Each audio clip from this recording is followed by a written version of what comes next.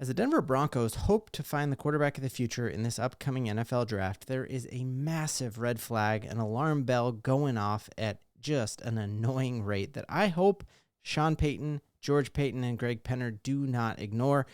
This is a thread that's going to take a little bit for me to unravel. I hope you stick with me, and I hope you like this content. If you like the Denver Broncos, it helps me out a ton if you would like and subscribe. So this is a theory that I've had for a long time, and like an alarm bell that's been ringing in my head, and I haven't had the data or the facts to really like put it out there as definitively as I can. And this thread starts with college basketball and what we actually just saw happen to the Kentucky Wildcats, one of like the best teams out there, right? And here's the headline right here.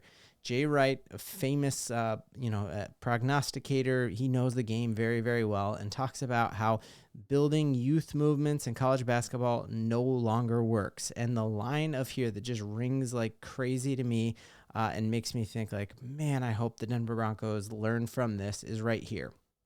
He says, the era of taking young freshmen and trying to play against older players is over. Calipari, he's talking about, did a great job with these players, getting them going, but you can see they're playing against grown men out there. These guys on Kentucky are going to be great pros, and they're way better than anyone in Oakland, but they're not as good college basketball players. They're not as disciplined as these guys from Oakland. It's very tough for young teams to be successful. So here is the crux of the issue, is that it is very easy as a 24, 25-year-old to dominate a 19-year-old. You can just look at it's a big fish in a small pond, and we see that happening in college basketball.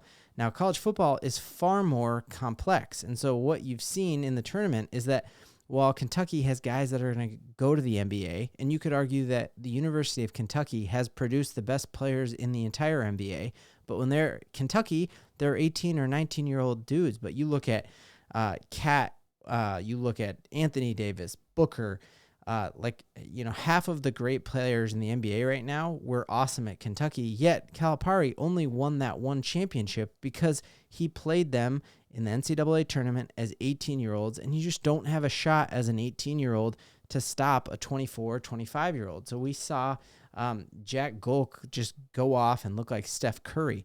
And in his post-game press conference, he's like, hey, I know I'm not going to the NBA, but our team has worked together. We understand this offense. We perfectly understand our role in this offense. And so therefore, yeah, we can outplay someone who's going to go on to the next step. And so this thing here that 5 years ago, Jack was playing college basketball. 5 years ago, the guys on Kentucky were in middle school. Like, that's absolutely insane that, like, as he was walking on to a college basketball team, these Kentucky dudes were in middle school, and they probably wouldn't have even scored a point on a college player at that point. And the older you get, the smaller difference, like age matters. But here's how it pertains to the Denver Broncos and what we're about to do in the draft is that as we are looking at the quarterbacks who are rumored, there's now rumors that we're going to have 5 quarterbacks go in the first round of the draft. And if you look at the average age of some of these guys, what you will see is that some of these guys were successful only because they were playing as 24-year-old men playing against 18, 19, 20-year-old guys. And I think that should give us big red flags, especially Michael Penix and Bo Nix. That you look at Bo Nix, and he is older than a lot of the starting quarterbacks in the NFL currently. And so as a 24-year-old in the Pac-12, there were a ton of Pac-12 teams who had freshmen and sophomores. So truly 18 and 19-year-old guys who are literally just moved out of their mom's basement, who now you're playing against a guy who's had multiple years to learn that offense. And I think ultimately it is way harder to learn a college football system than it is to learn a college basketball system. So if Calipari, is getting outshined because these Oakland players in 5 years are learning how to play the zone and how to run their offense in better sets, I think that's going to come out even more clear as now we see that Bo Nix and Michael Penix, I think they've been big fish in little ponds beating up on 18, 19, 20-year-old guys, and I think we're really going to see that. Like University of Michigan had a true freshman get snaps. We saw there was a all defensive Pac-12 player of the year was from UCLA, and he was a freshman. And so truly 18-year-old guy, he can just vote for the first time. Maybe he's going to vote for Aaron Rodgers and the Jets. I don't know. I think this is a red flag that, man, I hope that we truly give this some consideration.